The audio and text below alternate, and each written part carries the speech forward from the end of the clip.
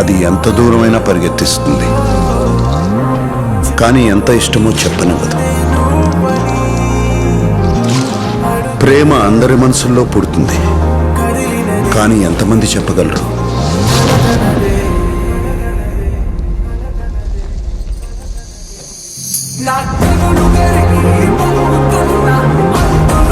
నిజానికి మాటల్లో కూడా సరిగ్గా చెప్పలేనిదే ప్రేమ.